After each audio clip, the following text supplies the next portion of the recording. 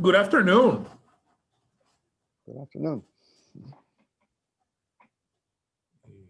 Greetings from sunny St. Paul, Minnesota. Today looks like a balmy 58 degrees out there. Sun is shining.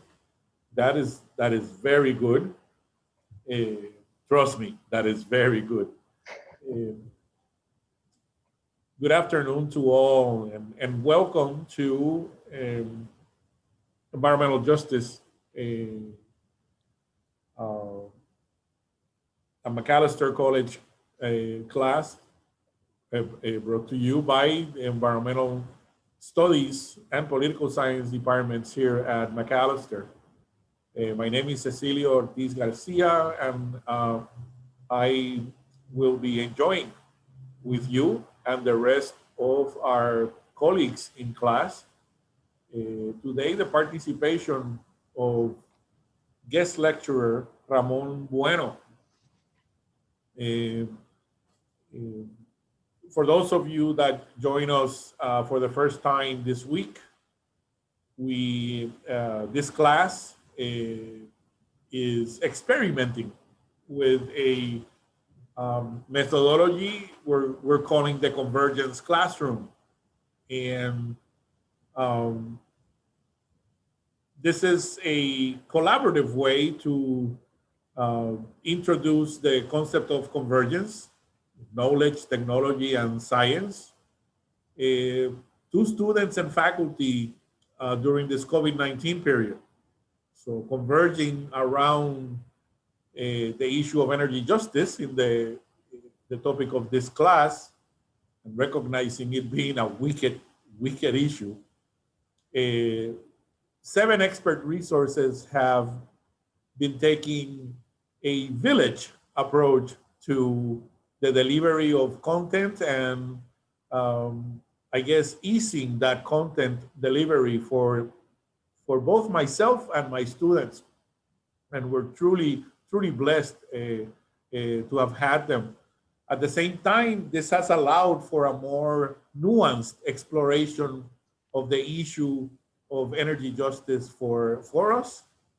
And we're really thankful for Ramon to be joining us today and taking advantage of Zoom technology to bring together what are geographically dispersed resources with an opportunity for us to be exposed to them and to the different frameworks and research agendas and knowledge that they bring to the table. So I have about 5 pages of Ramon Bueno here. And I don't know if I should go through this. No. But I am going to try to summarize 1 minute. this the best I can. Ramon Bueno's work focuses on how different dimensions of resilience and vulnerabilities interact with equity and technology in development. Ramon was born in Cuba and grew up in Puerto Rico. And he studied aerospace engineering and a master's degree in systems modeling and optimization at MIT. He's worked for many years in a broad range of decision support and business intelligence applications. This goes on and on and on. I'm going to just tell you the Ramon I know is one of the most giving resources I have ever met, and one of the most prolific network constructors I have ever met. In the last 3 years, he has become a good friend and colleague. And I wish we would have met way before. But I know that we share a bond that goes beyond science in terms of delivering that science and co-producing it in ways that enable communities to share in it and to also co-create new futures, or as our friend Julian Agiman calls them, just sustainable futures in the Anthropocene. So I am going to leave it at that. Ramon, really, really thankful to have you here with us. Everyone in the class is really thankful for your participation. And thank you for all of you that are connecting from elsewhere in the nation, and in Puerto Rico and elsewhere. Welcome to our classroom. Go ahead, Ramon. Thank you, Cecilio, for the invitation to be part of this, for generous words. I have to correct you. We did meet in late 14. That's true. The Carolina campus at the UPR. That is very true. But it's true that the last few years. Yeah, the last few years. Activity, yes. Yeah. So I'm glad to be with you all. I think, this is a very, from what I've seen already of some of the other sessions, I think you're getting a pretty broad exposure to how complex an issue energy justice can be. I'll just say very briefly that even though I'm not going to be dwelling on technology side, I come from an engineering background, as he mentioned, and it's not that I don't think it's important. I think actually it's very exciting what I see happening on the technology side of meeting the challenges of, in particular, climate change and in the energy field in particular. So don't take it as that because I focus on other things that doesn't matter or that it's not exciting. I think it's incredibly exciting. The things that were being discussed 10 years ago, even 5 years ago, about somewhat pie in the sky are now just path-breaking market. I'm talking about in renewable energies and the dropping costs, and the even bigger thing is going to happen with storage technology. So if you're interested in those things, I encourage you to stay abreast of it. But what I am going to focus on is on how the issue of technology and the services that energy provides fits into the larger context of institutions, practices, and in particular in the challenges that we're facing with all these escalating climate and now other kinds of disasters.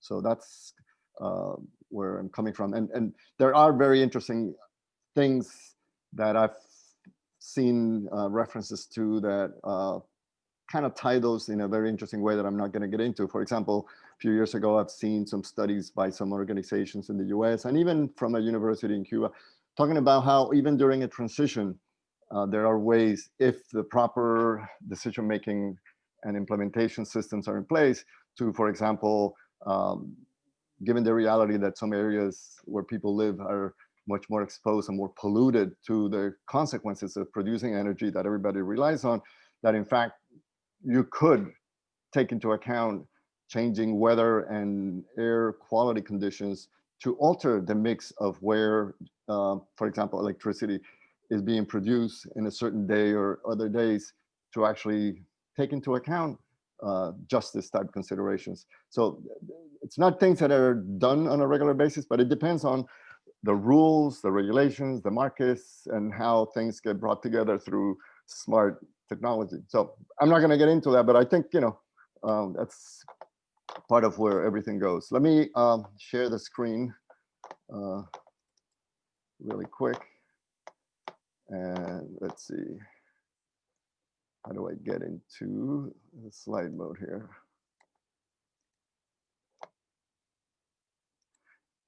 As I was mentioning earlier, if someone has pressing questions about clarifying something I may have not been clear on, feel free to interrupt or ask it. Otherwise, let's just hold off on most of the discussions for afterwards. So I'm going to start with this quote that I it's like to use, and it's not the first time I've used it. And the first time I used it actually to open up a presentation, I remember half jokingly to say that once we read it and think about it, we could actually not have to go through all the other slides, because really in many ways, this gets at what the whole issue is all about. This is in the spring of 2017, a talk at MIT by Robert Bullard from the University of Texas Southern University. For those of you who don't know him, he's, towering figure, the deacon of, or if you want to call it like that, of environmental justice in the United States. And I actually have a link to his video at the end in the references, so I highly encourage that. But I think this says it all, right? Who gets what, when, where, why, and how. I mean, that's, if you answer those questions, or at least if you can dive into those questions, you can probably do a pretty good job of addressing anything you need to study and write about. And it's particularly relevant today when we have all these, I call them, mega challenges. Many of them, or maybe most of them, coming from climate warming, climate change extremes that are becoming more pronounced, whether it's storms, droughts, temperatures. I mean, we're seeing it everywhere, right? In the Caribbean, in California, things that it's not like these things have never happened. It's just their appearance is happening more and more and stronger. And now, I will be, the title is the Lessons for Puerto Rico. It's lessons for, not just for islands like Puerto Rico, but for any place really can take and extract some lessons from all this. We're seeing earthquakes and now pandemic, and it's heightening the relevance of looking at how things hang together, because by looking at where they don't hang together so well, the fractures, we can see what needs to be done. So these are the kind of questions that these challenges are bringing up. What if things get worse? Can you even be up to the challenges? Have you resilience enough? What's it going to take, and where do you even begin? And the issue of inequity, as I have here in the slide, it's that the bigger it is, the more it feeds a vicious cycle, because the less resilient sectors of society are, the worse experience they have when disasters strike. Then it's longer to recover, it's more expensive to recover, larger damages. Most of the time, groups like that end up less resilient, and then you're now in worse situation facing the next time around. I found these little graphics this last year, and I found them really relevant to visualizing what we're talking about. The one on the left sees, how to address via equality of resources. Think of resources as what these figurines are standing on. They have equal resources, but they're meeting a uneven challenge, right? The figure on the right cannot see what's going on, even though they have the same resources. So one approach is to address the available resources in a more equitable way. So now they're all seeing the game, but it's costly, right? You have to provide more resources, bigger stands in the case of the figures. And yet, I saw that there was a third approach in this little figures, which is approach it from a fairness, from a justice perspective. And yes, it takes a little bit of work to take down the challenges, the barriers, but ultimately you can see that if you had a lot of people involved, it would be a hell of a lot cheaper as well. So different approaches and different ways to seek solutions. Very quickly, I'm gonna go over some ways in which I see these self-reinforcing vulnerabilities and how inadequate resilience is at the core of a lot of this, and the issue, and why the title focuses on equitable resilience. The focus is on the case of Puerto Rico, not because it's the only place that has, incredible challenges facing it, as California could, for example, speak very loudly right now, or other places, but because it is being, in short period of time, it's been hit by many of these challenges, and it brings out what's working and what's not working. So we're going to go a little bit over all of these things, and hopefully the message comes through as to why I believe that equitable resilience is the way to frame the challenges and the issues. Uh, extreme climate phenomena in the last decade in particular is showing, it's not so much that, for example, in the case of the Caribbean hurricanes, it's not that people say, well, you know, it's not like really, we've always had hurricanes or even strong hurricanes. The issue is not that we're going to have a lot more hurricanes. It's that a certain higher frequency of the extremes is what we're experiencing. And not just, oh, we're talking about it in terms of decades from now. It's happening. The last 3 or 4 years have been, you know, pretty illustrative in this. So the scale, the intensity, the pace, the frequency of these phenomena are moving into a new territory, and it's particularly challenging for anything that's in its way. And these are challenges that happen whether it's a moving phenomena like storms or just droughts, fires. Well, fires also move as well. So one key thing that comes out of these, it's no longer a good thing just to be prepared, is that a higher level of preparedness is needed and a more prompt way to react to things. So that alone is the challenge, never mind who is involved. So we're going to take a look at the example in Puerto Rico where we had these multiple hurricanes of extreme intensity hit. Then just when things were, you know, not quite fully recovered, but for many people more or less recovered, all of a sudden it's part of the island experiencing extreme hurricanes, and others that are less extreme but continuing, and not as if that weren't enough, all of a sudden we have a pandemic. And how these things interact is, nobody needs to imagine. That you can just see how complex and impactful this is. So we're going to take a look at the accompanying idea that I have, that not only is equitable resilience what we need to focus on, is that inadequate resilience itself has to be seen as a risk factor, as damaging, really, or as important as the disasters themselves, quote unquote.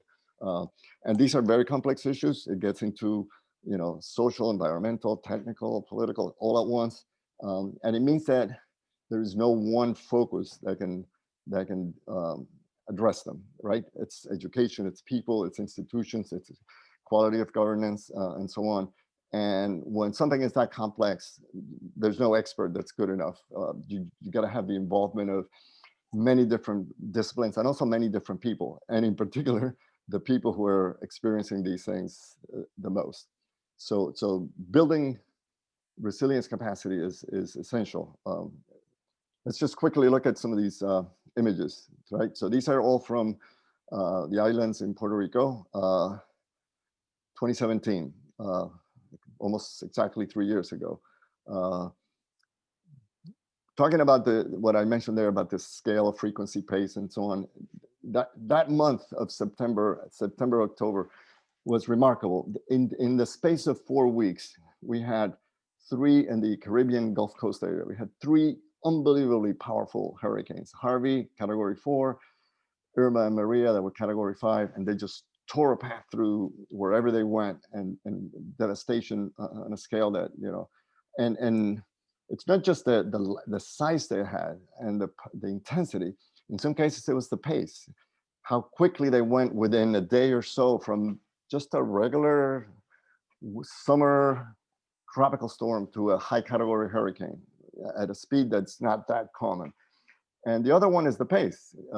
Harvey in Houston is notorious for having decided to spend a good part of a day or a day and a half just not moving very far, and causing a flooding on a scale that, you know, it's just not seen very often. A similar thing happened last year in the Bahamas, right? Dorian decided to hang out for a day or so.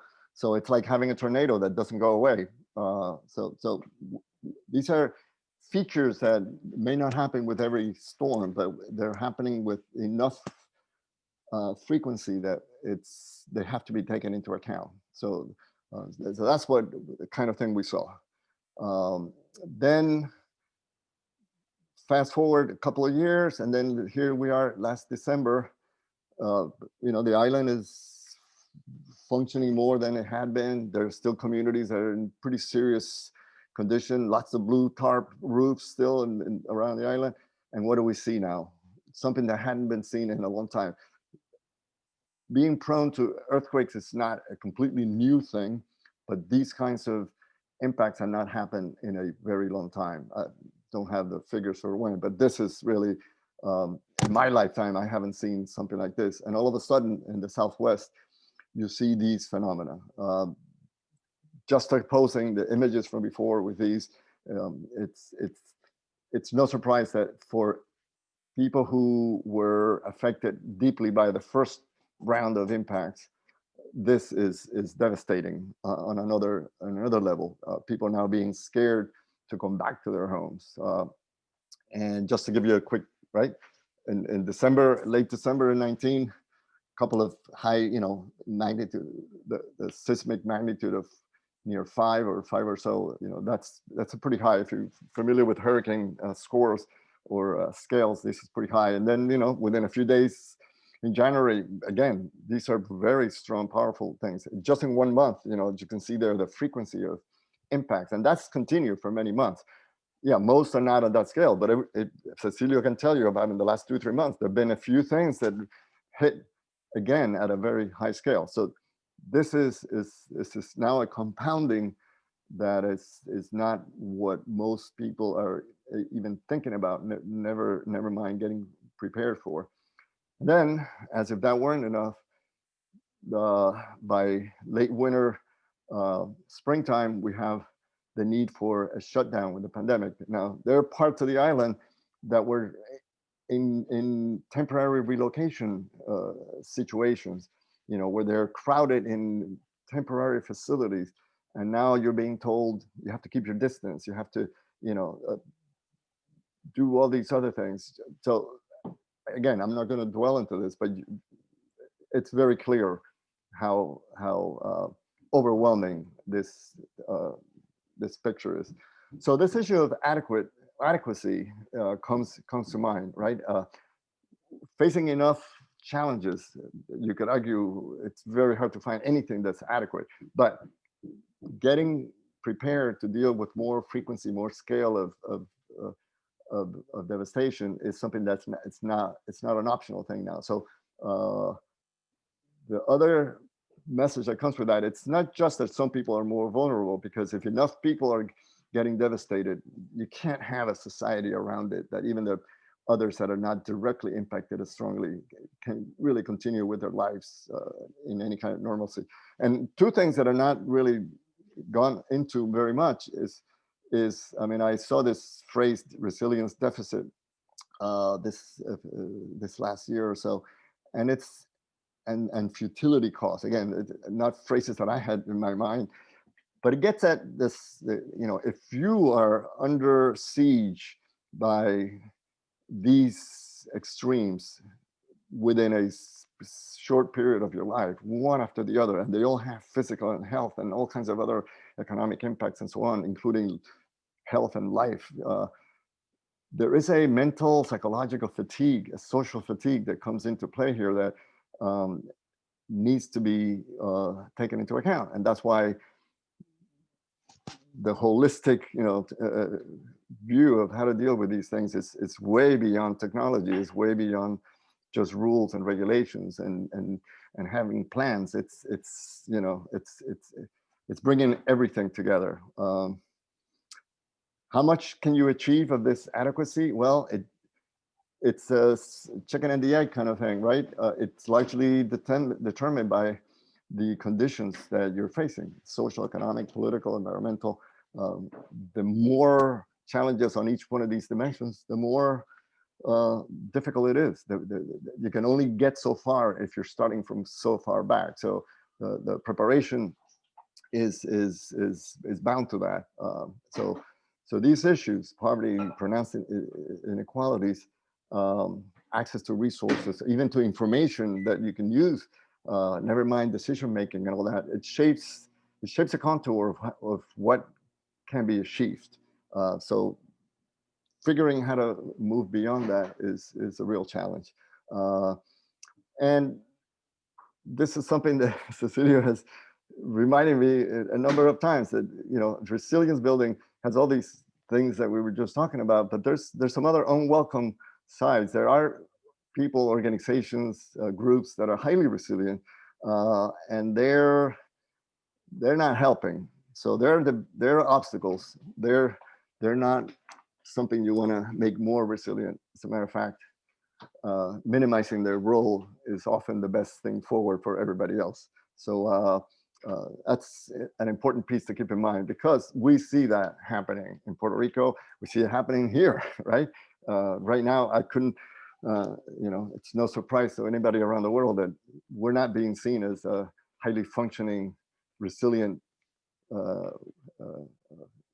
government at many levels.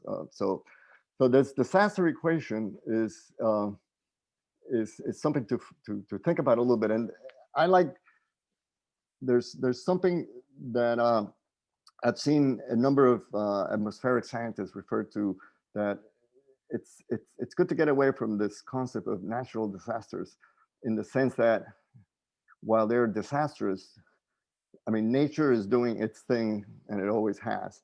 What makes them disastrous for us is usually having, one phrase that I had heard, having a lot of inadequate structures put in place in the way of extreme phenomena, whether it's droughts, fires, hurricanes, and so on.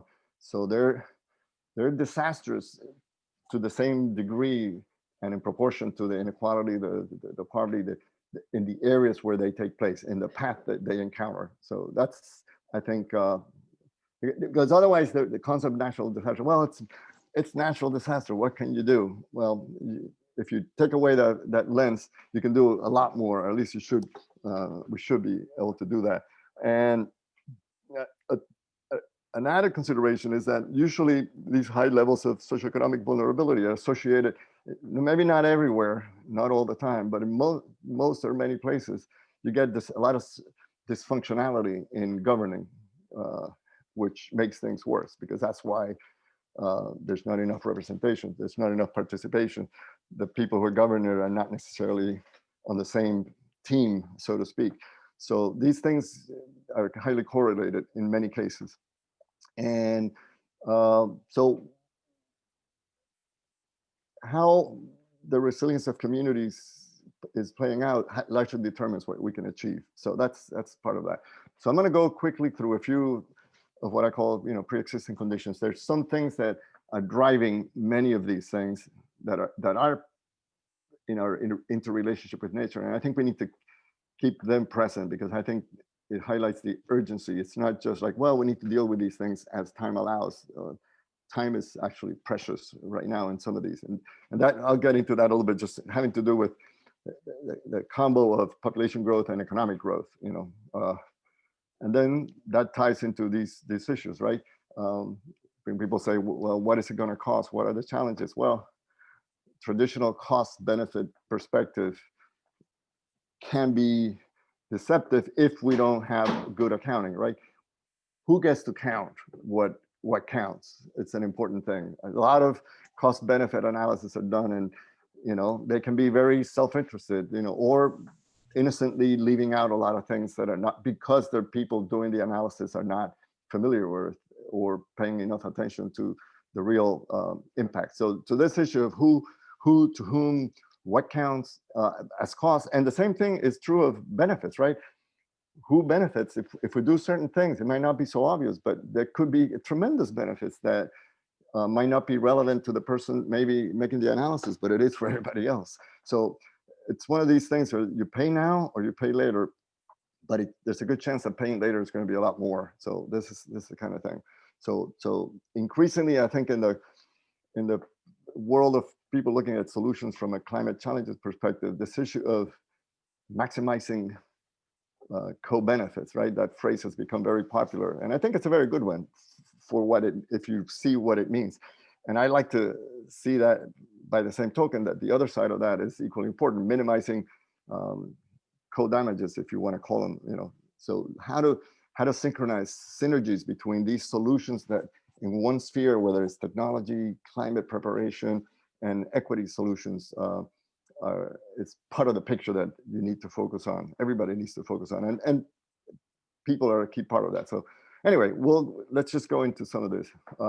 One of the key things that is noticeable in the last, say, 100 years is, and I'll show you some slides, population, growth around the world in the 20th century, increased standards of living, which is a great thing when you had hundreds of millions, billions of people in poverty, and a good chunk of them have moved beyond that prior to the pandemic. That's a good thing, but it all has consequences because it's all happening in this context of great inequality. So for example, if you look at the chart of the population, from 1800 to 1900, in that 100 years, population went from maybe 1 to 2 billion people. That was already unprecedented in human history. But if you look at the next 100 years, it quadrupled from that. And the time it took to go from 1 extra billion has just been steady and relentless. So even though by the end of the century, it's expected that population will settle down, this is a driver that we cannot ignore. There is no solution that's going to say, oh, we can turn that around. So that's a reality. More people are around and are going to be around. And associated with that is, how do they live? Another thing that's unprecedented in human history is what's happened in the last 50, 100 years in terms of living standards, right? A certain number of industrialized countries have had, if you think of GDP per capita, and that has a lot of limitations as a concept, but if you, in terms of the material living conditions, it's unquestionable that a good number of countries have experienced dramatic growth. If you look at charts like this one, multiplication in multiplied levels of per capita income in a matter of decades, and now the same thing is happening in other parts of the world where most people happen to live.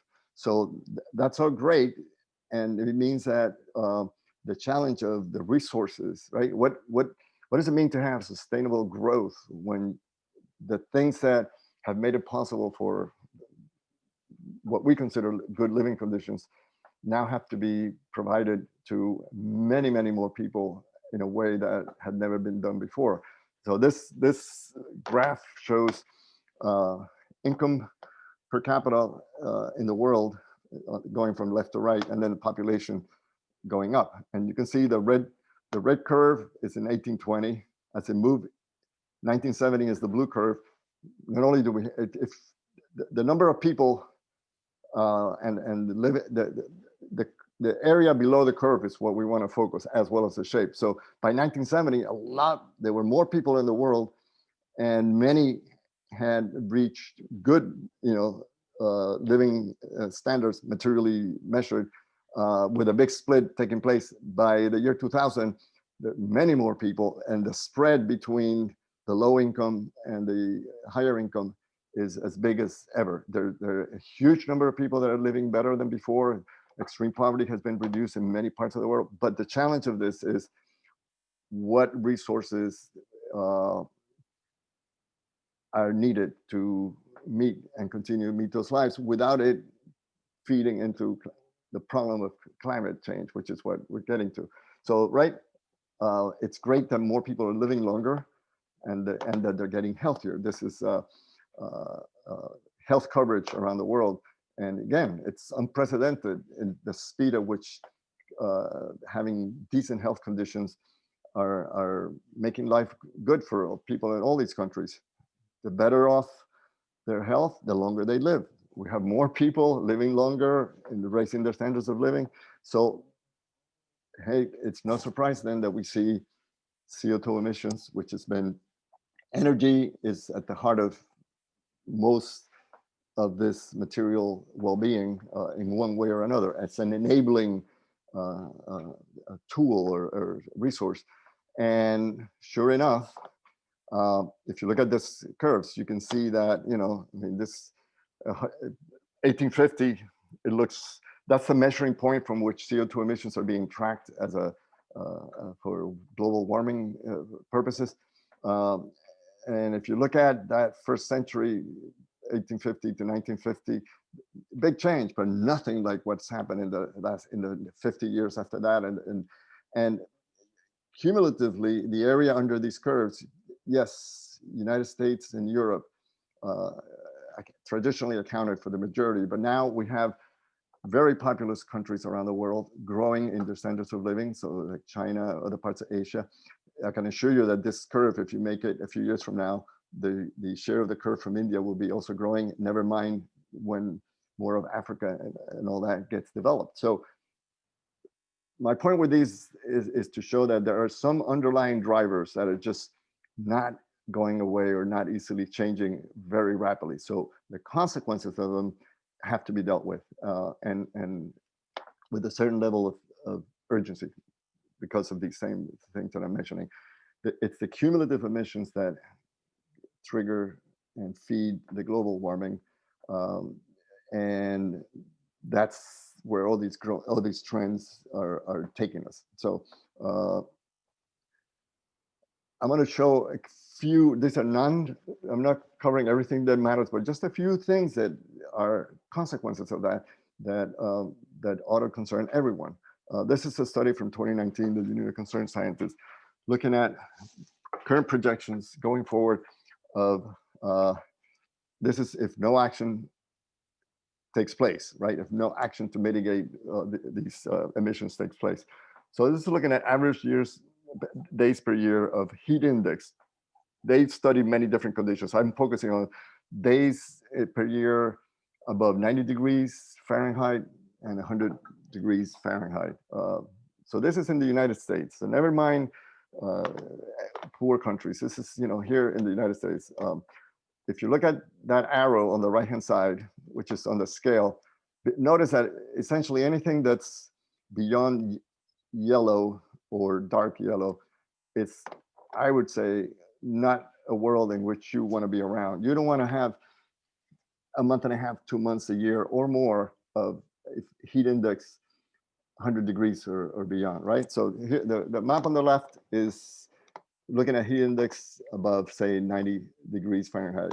Look at the proportion in the United States that's in red, orange, or non-yellow. It's a huge amount, right? The population is a huge amount. And if you look at, there you go.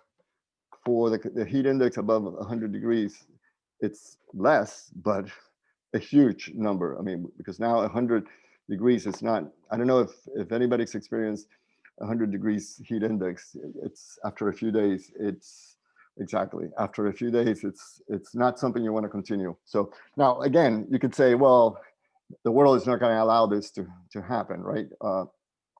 Things will be done, but it's important to see where the unattended trends are taking us. This is another study, and by the way, that little arrow there is there for a reason.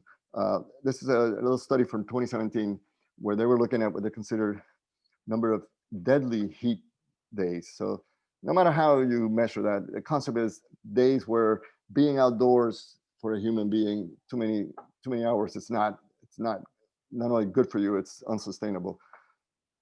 So this is a case where, right, these are three scenarios, the type of scenarios, representative concentration paths, that's what the RCPs are. The one at the bottom is the business as usual. It's the 8.5 scenario they call. The one in the middle is the intermediate, which is by late in the century, we'll get things kind of stabilized in some fashion. Not necessarily great, but not the worst either. And the more optimistic scenario is where there's a very strong reduction in carbon emissions. And if you look at the arrow, it's the same kind of thing. Look at the color. These are the number of days of the year. I would argue that you don't want to have deadly type heat more than bright yellow. So this is looking at this central part of the Americas. It already shows this is, for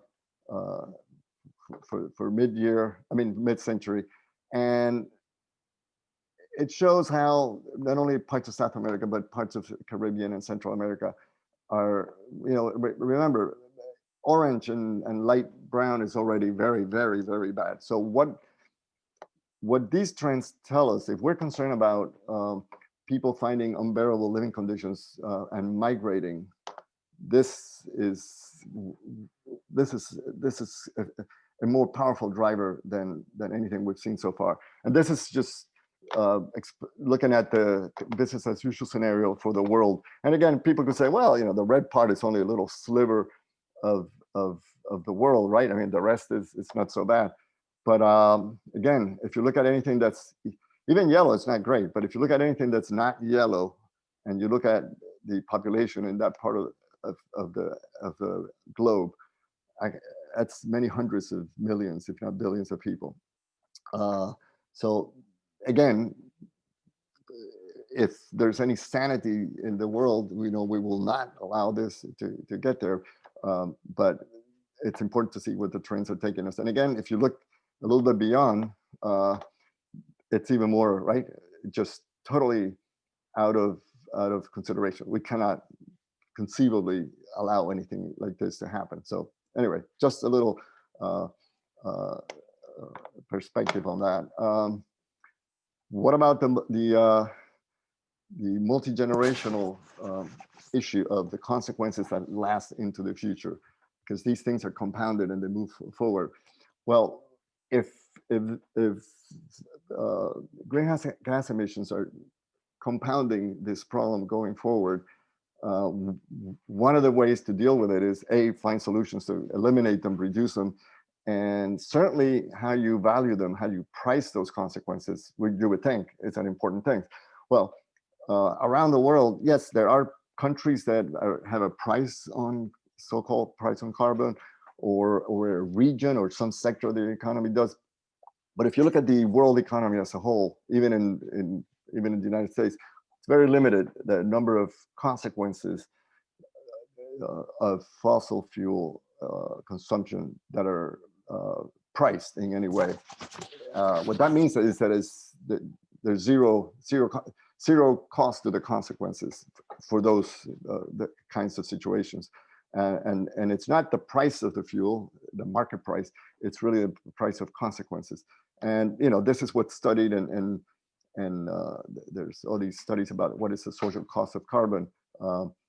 Without having a cost of the additional consequences anywhere in the picture, it's an additional subsidy that is being given to these industries. And it's not like they don't have a real subsidy. There's studies that show, historically, the energy industries, again, it may have started out as like, well, energy is important, we need to facilitate the spread of these industries and so on.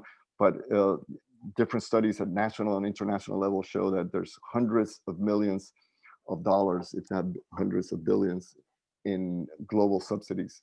So if we want to turn things around, these things have to be looked at. And not that it's an easy topic. The so-called social cost of carbon is a very complex discussion amongst economists, and many different models. They all have limitations. Even the reporting of units, most of the time it's really carbon dioxide that's being referred to as opposed to just carbon. And there's one is almost 4 times the measurement of one versus the other in cost per ton is almost 4 times. So it's complicated, but the important point is that if things are not priced in terms of their consequences, they're being subsidized. And that's kind of a key thing. Another aspect which is key, it's certainly key for your generation, is the issue of these things last into the year, not just a few years, even a few decades, but centuries. So how you do an analysis that takes all that into account matters tremendously. And in all of these types of models, and I've worked with some of them, there's a discount factor that gets put on cost to equalize them across time. And that's, you could say that's, fair enough. The issue then is, what discount factor do you use? And there's huge disagreement among many different types of economists. But if you look at this curve, this is, if you have $100 in the future and you give it some discounted value today, look at the difference in these curves between 1%, 2, 3, 7%, right?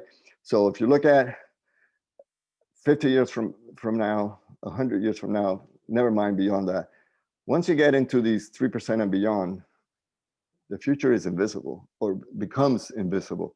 That means that anything that's going to be costly in terms of impacts and damages in the future, if you, to the degree that you can put a value on them in your analysis that brings it to today's terms, they become, you know, smaller and smaller and count less and less.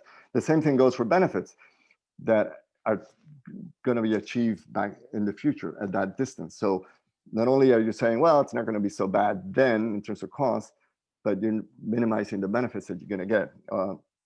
So that's kind of an important thing. And again, there's great debate among economists. William Nordhaus, who won the Nobel Prize in Economics a couple of years ago, largely for his work in modeling climate impacts globally and all that, his models use more like a 3% type of discount. The argument is, well, society is going to be wealthier, so why burden today people when the wealthier society can then take care of costs? The counter argument to that is that the way things are going, if things are not dealt with aggressively today, the assumption that things are going to be better off so that we can deal with the situation is highly, highly questionable. So, you know, it comes down to, is it okay to use the same commercial types of analysis that you use on a multi-year as opposed to multi-decade or multi-century problem, a house mortgage or a construction loan?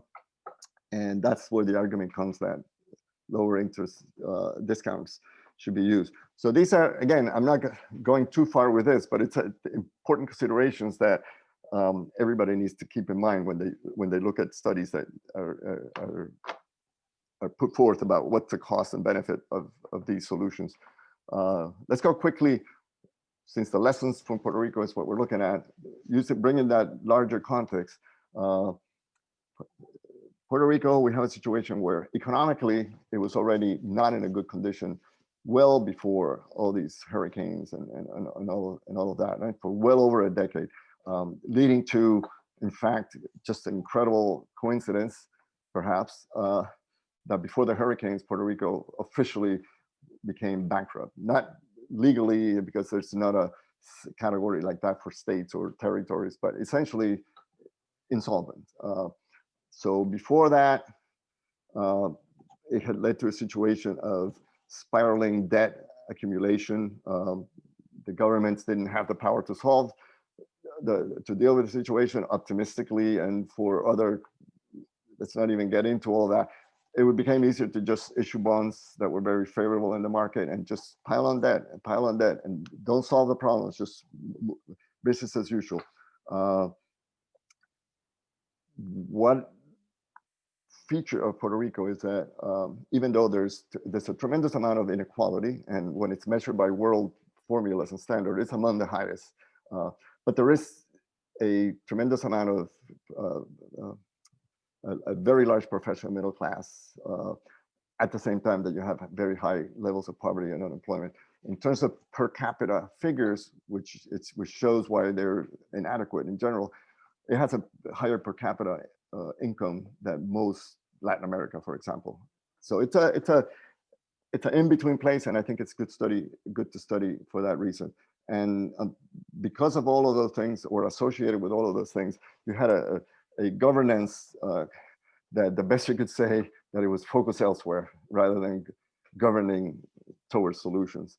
And that led to what we saw about a year ago, where the population just essentially threw out the governor. And this is an ongoing challenge that is to be continued, and it continues.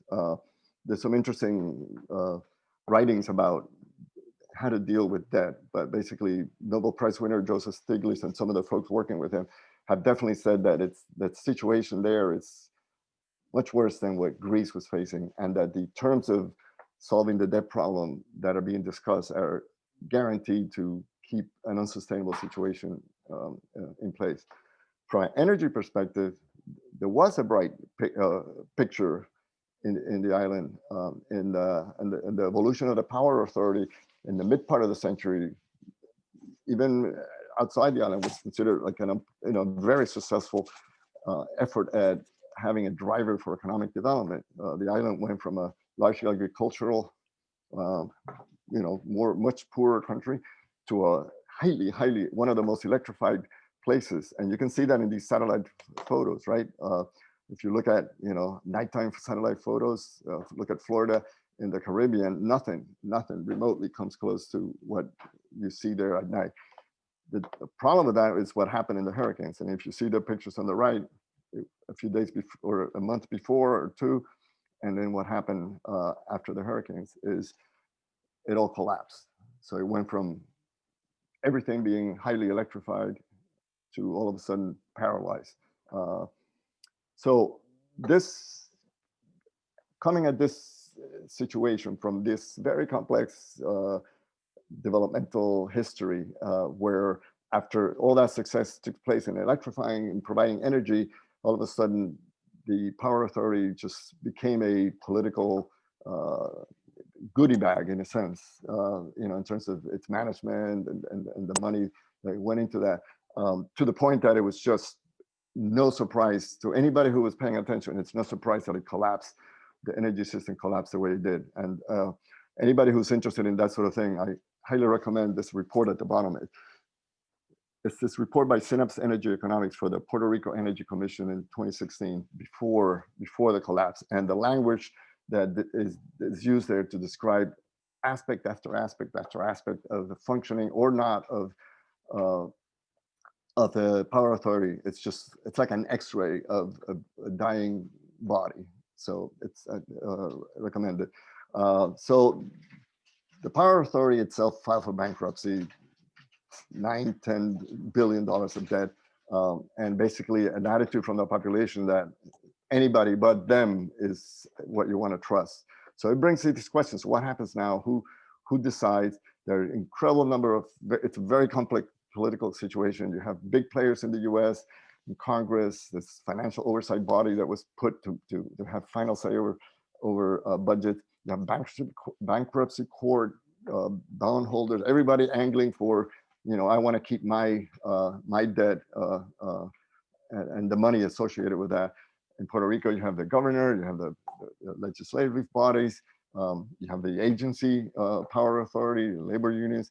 And beginning in 2014, now there's a regulatory body that's been, trying to work its way into its own role.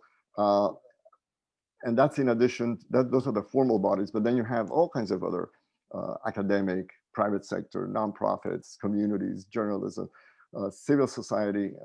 And this is something that I'm sure you've heard a lot and might hear a lot more, since you have one of the key actors and their associated peers.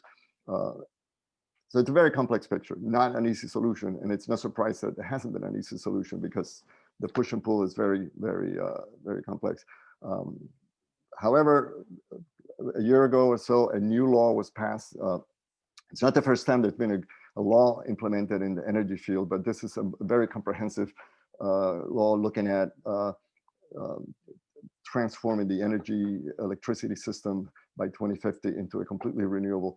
It's extremely ambitious. I mean, you can see the goals there. It's hard to see how basically even the short-term ones are going to be met, given that by 2022, it's supposed to be 20% renewables. Right now, it's in the 2-3%.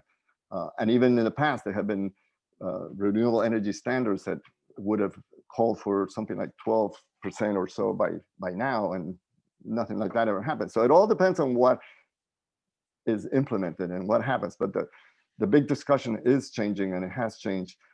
And so it's a game that's still being played out, and it's unclear. One important thing, I think, is that there had not been till 2014 a regulatory body for the energy system.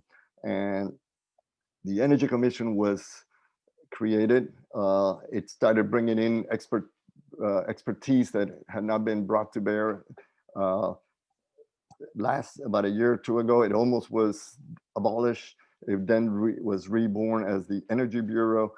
To be determined how big a role it will play in the long run. It has been playing a role issuing what around the world has been seen as, very good guidelines for microgrids and energy efficiency, how all these things come together.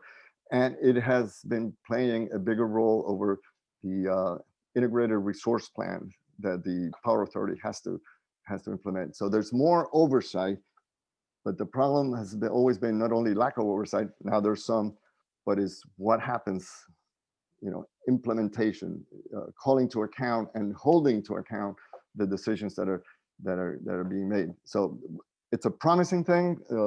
The integrated resource plan, which is like a long-term plan for the electricity system, was rejected a couple of times, and so it has improved, but the proof is in the pudding, as they say.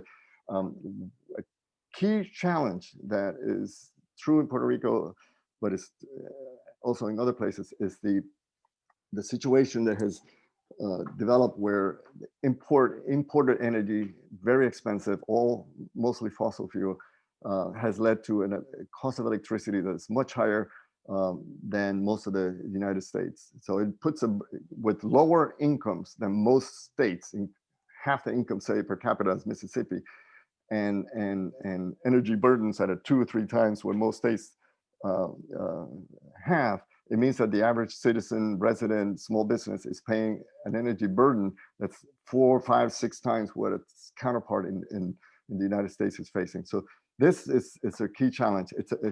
It's not the only place. A lot of islands have that. Hawaii is also one of the highest in the United States. But in this case, it's fueled by, pardon the pun, fueled by imported fossil fuels. So something like $2-3 billion a year for many years in imported fuels that the world price is totally out of your control. So whenever there's a swing in prices upwards, there goes your budget for the government and for industry and for everybody for many years. It's a huge drain on the resources, and it impacts everything: household income, economic activity. So this chart just kind of shows for a group of about 8-10 years, fuel import costs. The red horizontal line is $2 billion, right? 2,000 million. And you can see how the orange line is the price of oil per barrel. Whenever that went up, expenses went up. So it's out of your control. The other chart here shows the breakdown of fuel consumption. The red figures are from 2015. The other ones are from last year, I believe.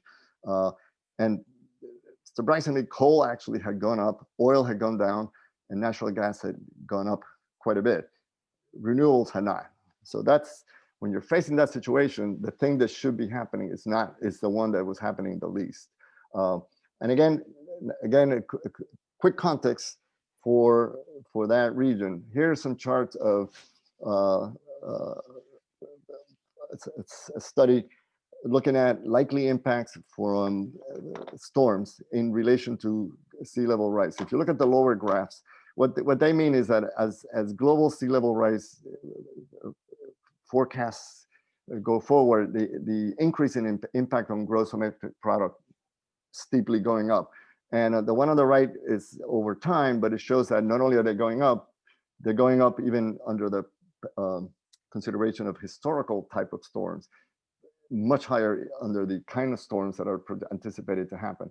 And in the upper chart, you see for the United States, a similar chart where it looks like the damage to gross economic product for different, the rising curves in the green to the right is for different mean sea level rise projections. And there's no surprise that as you go from Texas, New York, South Carolina, Louisiana, Florida, it goes up, and it goes up with sea level rise projections. And sure enough, Puerto Rico is somewhere out here past Florida. So again, this is the context that all of that I just showed, that economic situation, that energy vulnerability, it's all happening in this unrelenting context, which is driven by these bigger forces. And that's what, the sea level rise, and then the intensity and frequency and so on. Just very quickly, this is from scholars in Puerto Rico, Aurelio Mercado, has been tracking for decades sea level rise in different parts of the island.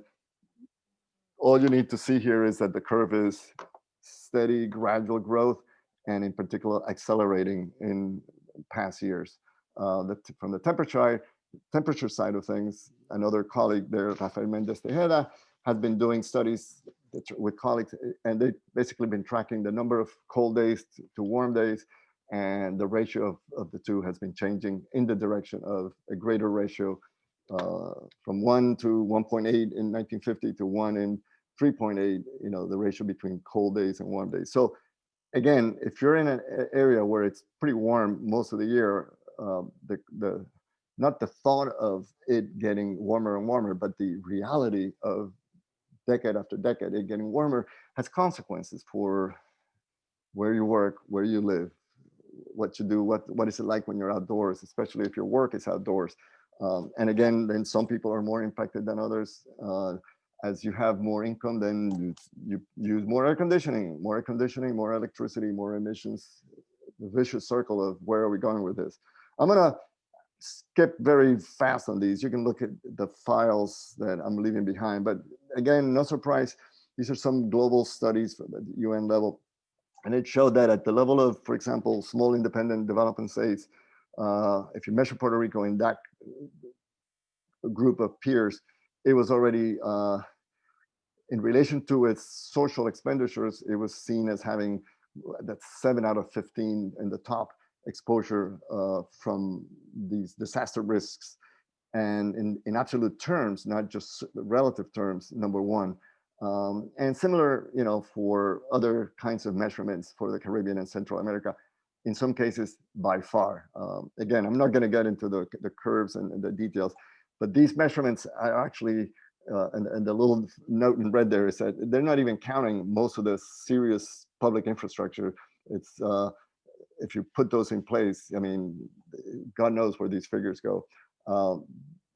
More recently now in 17 though, when you had this power outage, not only was it among the biggest in world terms, but in terms of the United States, if you look at that second curve, you know, there's nothing in terms of hours of lost electricity, there's nothing that comes even close. And I'm going to show you some of the consequences of that. But this is, the red line is the path the hurricane took. These are where the production facilities are, and this is a distribution network. The thing about this storm that was interesting, if you want to call it that, is that it was the transmission systems that caused the bulk of the damage. It collapsed. Not so much the local distribution, although that also got damages, or even the power generation, although some of that got damages as well. So that's another illustration of how the physical conditions interact with the natural disasters to create what is actually being experienced. So, you know, what happens then if the pace, intensity, frequency, and all that is changing? What happens if you get 2 of these in a row? Well, in 2017, that happened. Irma and Maria were 2 weeks apart. Thankfully, Irma barely missed the island, although it dropped. The power went out for a few days everywhere, and it was just getting on its feet when the other one hit right through the middle. But all you need to think now is, well, what was there to prevent a small tropical storm to come 2 weeks later after that, or a year later? So once you have these tremendous impacts, it doesn't take that much for another thing to become equally impactful. So, and it's got deadly consequences. Different studies were made about fatality rates after the storm, and there's lots of controversy about what was counted or wasn't counted. But basically, in the first few months after the storms, it's likely that some 3,000 people died. And it wasn't because of the storm hitting them and killing them, it's from the consequences. A lot of them were interrupted healthcare, whether it's in the facilities that they couldn't reach, or people who depended on having electricity for equipment at home, whether it's breathing or assorted aspects. And it's also not surprising that the death rate was much higher in socioeconomically challenged areas. Again, not surprising, but it's a real concern. And with this one, we'll move on. But I think when you think about what makes you uncomfortable if you lose power, a few hours a day or so, how would you feel about weeks, months, or even a good part of the year, and how that affects different groups of people? This is one of the most powerful graphs that I've seen, and I keep coming back to, by a colleague of Cecilio in the University of Puerto Rico, Marcel Castro Citiriche, and some other colleagues. If you look, it's days from left to right. So it's a good part of a year, something like 10, 11 months. These are choles, the customer hours of lost electric service. Number of hours times the people who lost hours.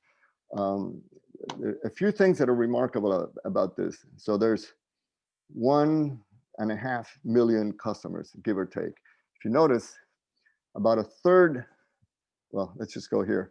1/3 of the total energy lost, this third on the top, was experienced by the last 14%, the last 200,000 customers reconnected to the grid.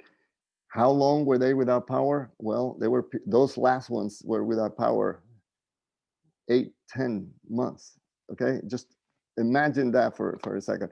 And the last 500,000 customers connected to the grid incurred 2/3 of the power loss. So if that doesn't scream inequality, I don't know what does, okay? Talk about, and there's energy injustice, right? Right there. The fact that if you look at these two here, 10 weeks after the hurricane, 80% of the power loss that was yet to be experienced. And even 5 months later, half the power loss, cumulative power loss in terms of hours without power of individuals and families. So if you want to think about, okay, what does that mean? How do you deal with that? Well, one argument that the authors there make is, well, you can have all the discussions you want, but if you should really address in reverse direction, right? Who are the people who lost power the longest? And you should address their needs first, and then so on and so on, because the likelihood that something else could happen like this is not out of the question, right? It's not inconceivable that another storm could happen with devastating consequences. Why should some people incur? Who wants to be without power for 10 months, 5 months, 6 months, even 1 month? So this is why, and I'm going to try to just wrap up here quickly. This is why this issue of equitable resilience, it goes beyond just energy. It just, right? It's energy as a paradigm of it, because energy in a highly electrified place enables everything, including also energy transportation. Puerto Rico has more automobiles than per capita or per square mile than almost anywhere in the world. And it's not cheap to do a good job of achieving resilience, except that if you didn't do it, it's even worse. And there's a lot of uncertainty because of the science about the interaction between systems, natural systems and not, and human activity and so on. But basically the biggest, in my view, one of the biggest controllable sources of uncertainty is action or inaction by society. And that gets into how do you do it effectively, and how do you bring people into the equation.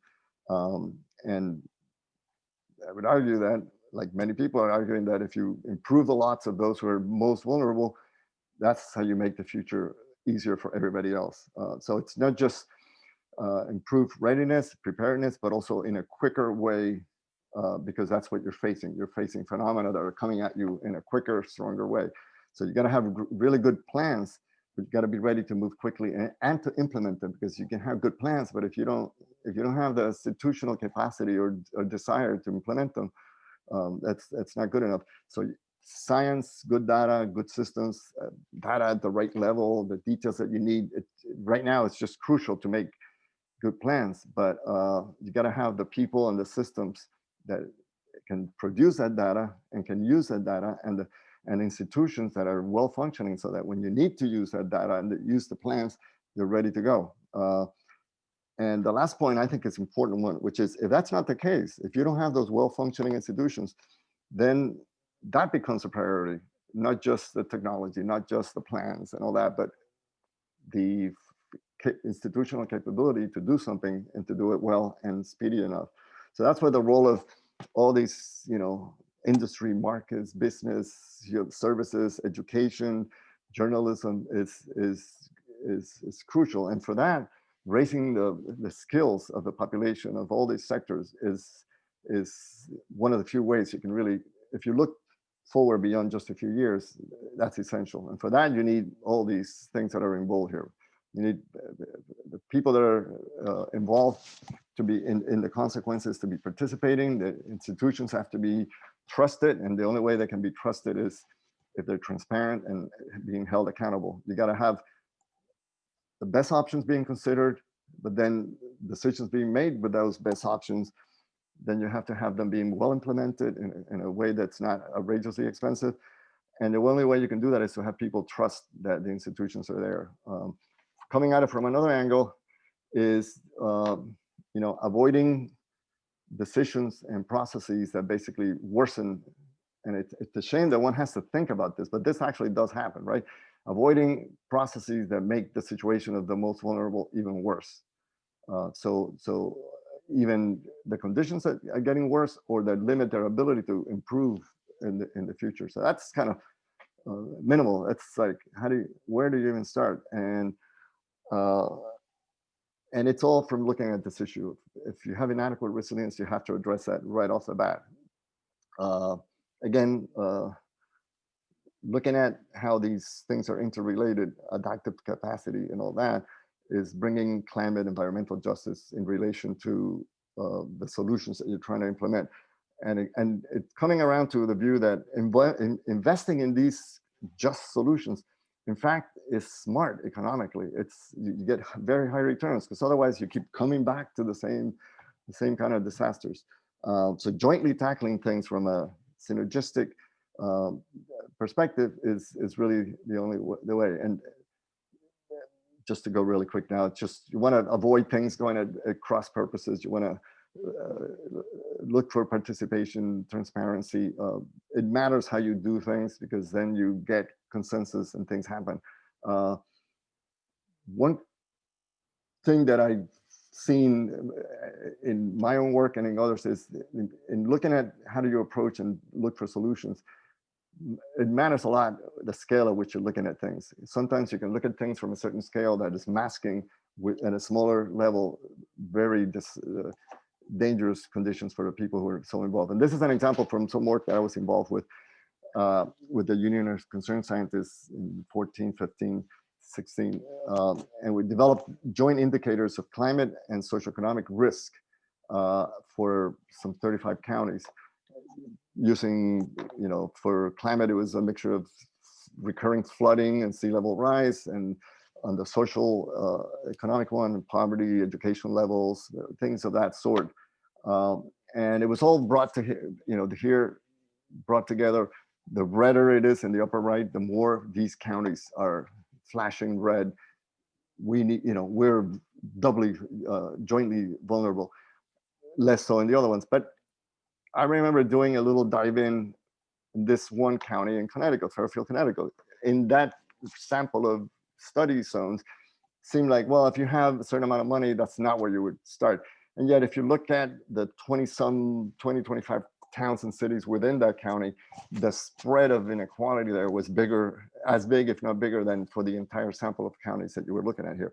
So the scale at which you're doing analysis makes all the difference in the world. And yes, sometimes you start at a certain level, but then you have to do scenarios. You look at, okay, let's just, where are there pockets that you cannot ignore? And just ending here, one of the sources at the end is this social science review of differential vulnerability to climate change.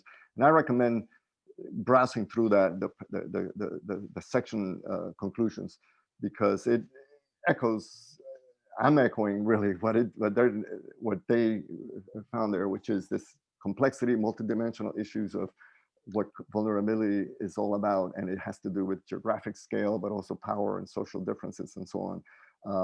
And the fact that this access to resources and solutions, it's not randomly, the exposure to climate damages, it's not randomly distributed. It's very associated with these very drivers of inequality.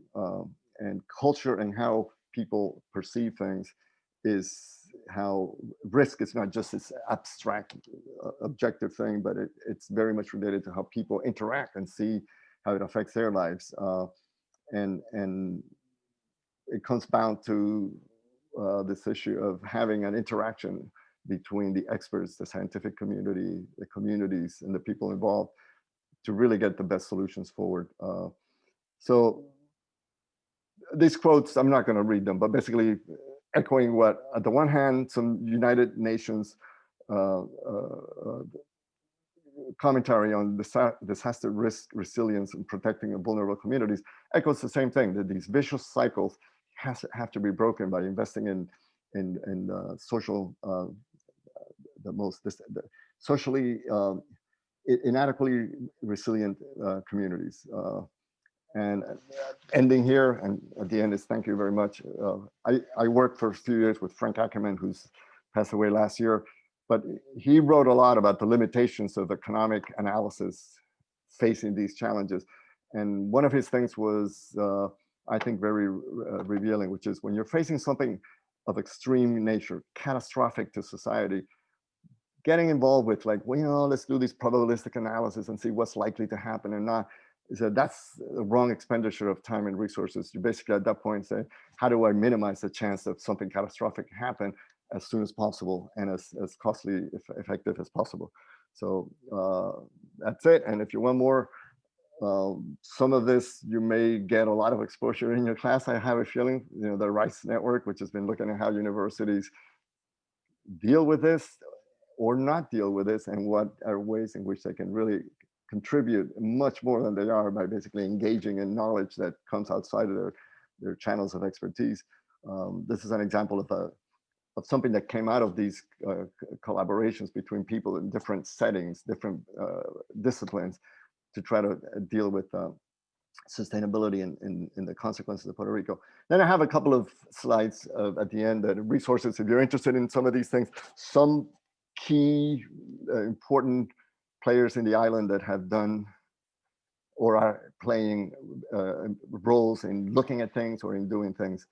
I do put a couple of very good resources at the bottom that come from MIT, which is these, in particular, this Climate Primer interactive website.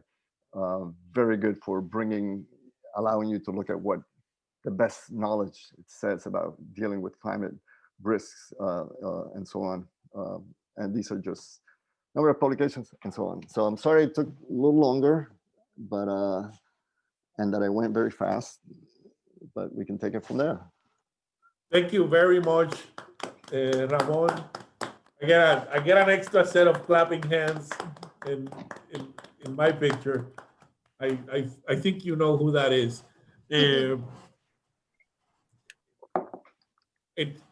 I know it's time to go for most of my students. If I may, and if you have a few minutes to stay, if you have, I think we could try having one or two questions before we let Ramon go. Please, quickly and succinctly, if you want, please make your questions to Ramon. And I'll be glad to respond by email with any follow-up that anybody's interested in. Thank you. Thank you. Yeah. Anyone that wants to do one right now?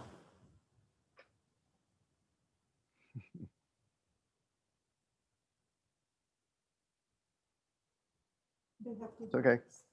Okay. Well, we want to give a big thanks to Ramon for being with us today. You have, did you put your email in there somewhere? Yes, yeah. There it is at the first page. And that will get to my Gmail address as well. Okay. Please contact him with any questions you have. A